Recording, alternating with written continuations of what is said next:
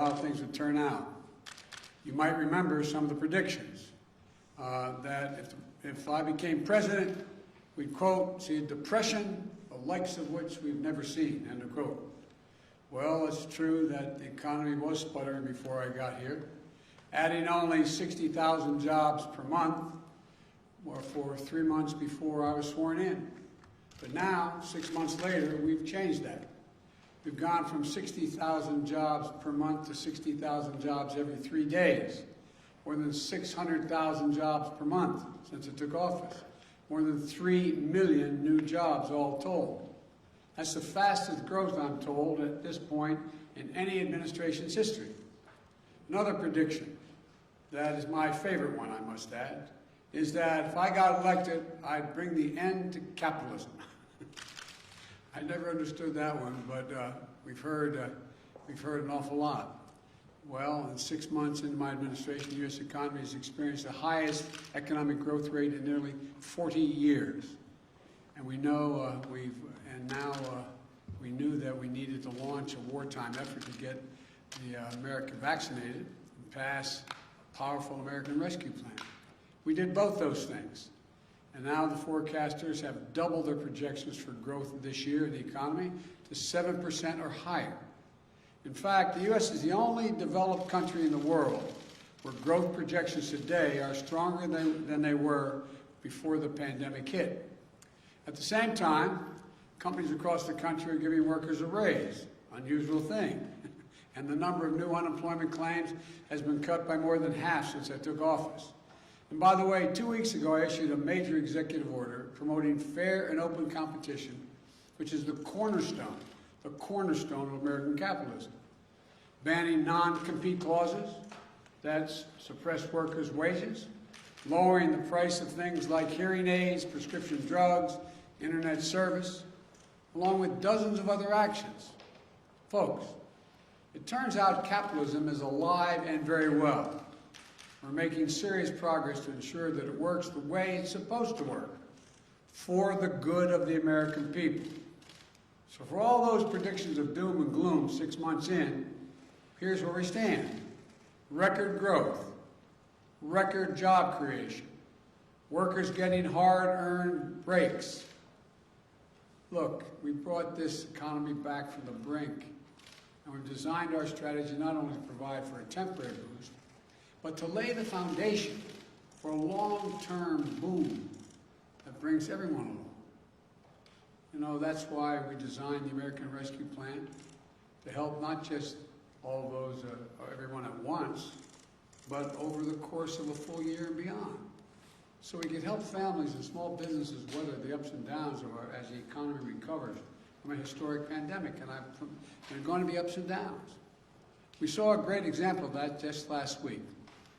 For the first time, monthly payments began going out to nearly every working family raising a child in the United States of America. Thanks to the expanded child tax credit in the American Rescue Plan, $300 a month going out for each child under the age of 6, and $250 for every child 6 through 17. Every month for the next 6 months, with more coming in the spring. That money is a game changer. For some, it's a lifesaver. Think of the single mom struggling to put food on the table each month. The parent has to tell their kid, I'm sorry, honey, but we can't afford those dance classes. Or the sports team you want to play in this fall, we can't do it. You know, they can't wait for the credit against their taxes to be coming next year as a tax credit. They need cash in their pockets today. For families with the least, this money will do the most, dramatically reducing child poverty in America. And for millions of middle-class families, it'll give them a little bit of breathing room every month. That's just one example of how we're building an economy from the bottom up and the middle out. But despite that progress, we cannot afford to be complacent. We know that our economic recovery hinges on getting the pandemic under control. You know, and by fully vaccinating 160 million Americans, or 80% of our seniors, we've fundamentally changed the course of the pandemic. for one that threatens all Americans, to a disease that has the most severe impacts only on the unvaccinated people in the country. But we can't let up, especially since and because of the Delta variant, which is more transmissible and more dangerous.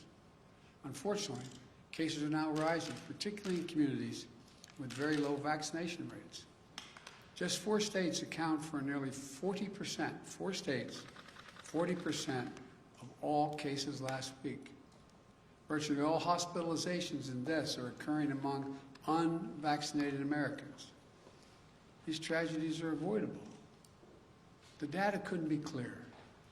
If you're fully vaccinated, you have a high degree of protection against severe illness, hospitalization, and death. If you're unvaccinated, you are not protected. So please, please get vaccinated. Get vaccinated now. It works. It's safe. It's free. It's convenient. You know, this virus doesn't have to hold you back any longer. It doesn't have to hold our economy back any longer. But the only way we put it behind us is if more Americans get vaccinated.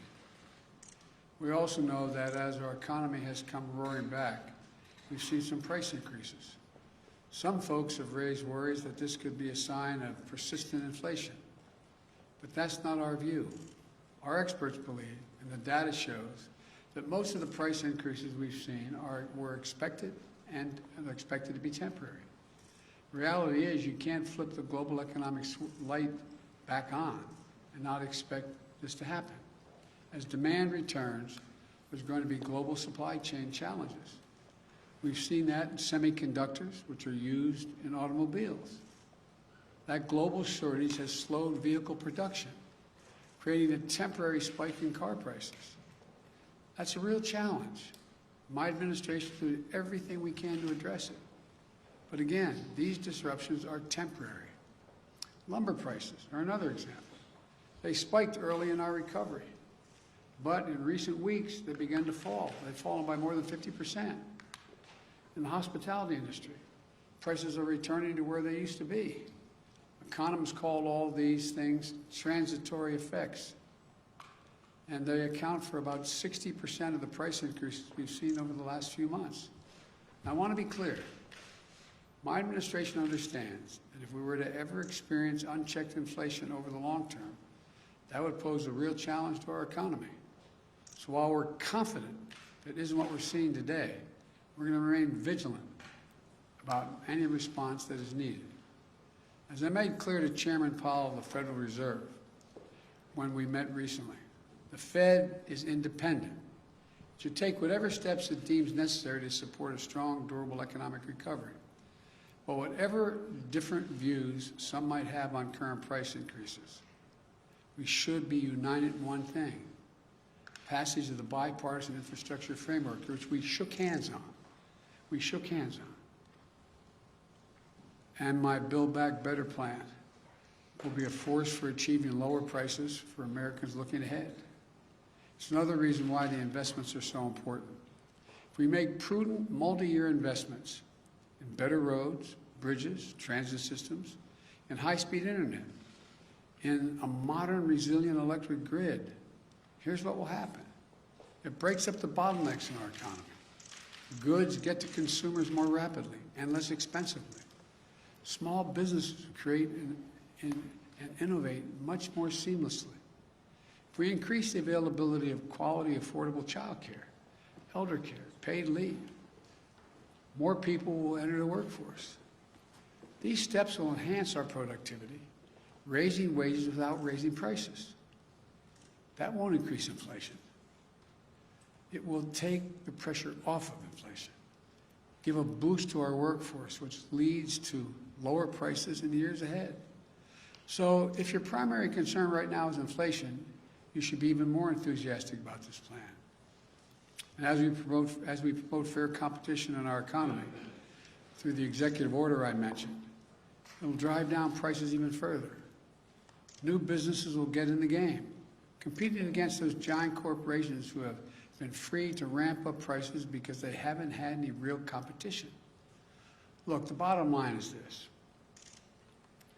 What the best companies do, and what we as a country should do, is make smart, sustainable investments with appropriate financing to make this nation more productive, to advance America's leadership in clean energy, to win the jobs of the future, while meeting the threat of climate change, and ensure that all working Americans benefit from the growth they're helping produce. The independent experts who have analyzed my plans have found that they would do just that: expand output and enable millions of Americans to enter the labor workforce. Now, just this year, not just for the next, but not just this year, but for decades in the future. It's not temporary. This is the best strategy to create millions of jobs and lift up the middle-class families and grow wages and keep prices affordable for the long term. What we can't do is go back to the same old trickle-down theories that gave us nearly $2 trillion in deficit finance corporate tax giveaways. It did nothing to make our economy more productive or resilient. The same people who cheered on that approach are now telling us it isn't a problem if big companies have actually to compete for workers and offer them a fair wage with some dignity. I could not disagree more. We can't go back to the old failed thinking. We need to grow the economy from the bottom up and the middle out, as I said before. The investments I'm proposing are investments the American people want and investments that our country needs. And if we get this done, a wide range of independent forecasters project that it will have an incredibly significant impact on GDP and jobs, good-paying jobs with prevailing wages. And a majority of these jobs will go to people without a college degree. I've said it before, and it's true. This is a blue-collar blueprint for building an American economy back. Simply put, we can't afford not to make these investments. And we're going to pay for them responsibly as well, by ensuring that our largest corporations, and the very wealthiest among us, pay their fair share, by reforming our international tax system with a minimum global tax, which we've led the world to agree to. Let me close with this. When I arrived in office, it had been a long time since the government had worked for the people. Things have been great for big corporations and folks at the top. Those 55 major corporations that paid zero in income tax while making billions in profits, they had no complaints. When I took office, I made a commitment to the American people, that we're going to change that paradigm. So working families could have a fighting chance again, to get a good education, to get a good job and a raise, to take care of the elderly parent or the child with a disability, and still be able to go out and earn a good living. To stop losing hours of their life stuck in traffic because the streets are crumbling or waiting for slow, spotty internet to connect them to the world. That's what the economy we're building is all about. That's why we passed the American Rescue Plan. And that's why we need investment in the bipartisan infrastructure framework and my Build Back Better plan.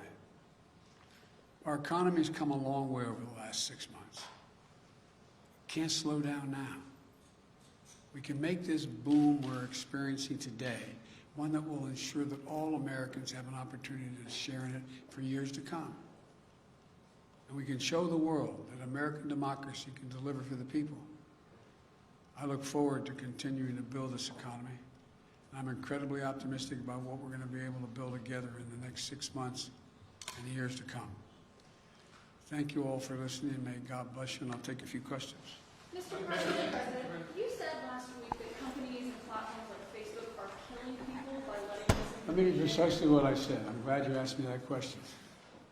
One, I had just read that on the Facebook pointed out that it was pointed out that Facebook, of all the misinformation, 60% of that misinformation came from 12 individuals. That's what the article said. So I was asked that question about what do I think is happening. Facebook isn't killing people. These 12 people are out there giving misinformation. Anyone listening to it is getting hurt by it. It's killing people. It's bad information. My hope is that Facebook, instead of taking it personally, that somehow I'm saying Facebook is killing people, that they would do something about the misinformation, the outrageous misinformation about the vaccine. That's what I meant. Have they done enough, in your opinion, to stop? I haven't, that misinformation? to be completely honest with you, I don't know if they did anything today. Up to over the weekend, I don't think they had, but I don't know. I don't know the answer to that Will question. you hold them accountable if they don't do more to stop the spread? When you say hold accountable, I just want to, I'm not trying to hold people accountable. I'm trying to make people look at themselves, look in the mirror. Think about that misinformation going to your son, your daughter, your relative, someone you love. That's what I'm asking, all the way in the back. Thank you, Mr. President. At what point would you consider inflation unchecked to a point at which you would either consider taking action or you would want to see the Fed takes action? And secondly, why do you believe that the budget bill is appropriate legislation for a pathway to citizenship? Well, first of all, I think we need to find pathways to citizenship. The budget bill is an appropriate way to get around the filibuster to be able to make a judgment as to whether or not they should have a pathway. That's for the parliamentarian to decide, though, not for Joe Biden to decide. The first part of the question was? It was on inflation. You mentioned unchecked Yeah. inflation. There's nobody suggesting there's unchecked inflation on the way. No serious economist. That's totally different. I mean, look, the stock market is higher than it has been in all of history, even when it's down this month. Even down this month. Now, I don't look at the stock market as a means by which to judge the economy like my predecessor did. But he'd be talking to you every day for the last 5 months about how the stock market is so high. Higher than any time in history. Still higher than any time in history. So that's not how I judge whether or not we have economic growth. Mr. President, on China and cyber hacking. She jumps up before you do. Effectively, your administration is naming and shaming China, but no sanctions. Why, and is that effective enough? They're still determining exactly what happened. The investigation is not finished. Thank you all very much. I'm trying real quick. What is your understanding of the biggest difference between what they've done versus what Russia's done in terms of cyber hacking? That'd take a longer explanation. We have all the time in the world. Go ahead. No, we don't. I have to go see the King of Jordan. Just one quick follow-up on Dreher. Well, to the best of my knowledge, and I'm getting a report tomorrow morning on this, a detailed report, my understanding is that the Chinese government, not unlike the Russian government, is not doing this themselves, but are protecting those who are doing it, and maybe even accommodating them being able to do it. That may be the difference. Thank you. Mr. President. Should the Olympics go forward, Mr. President? They are.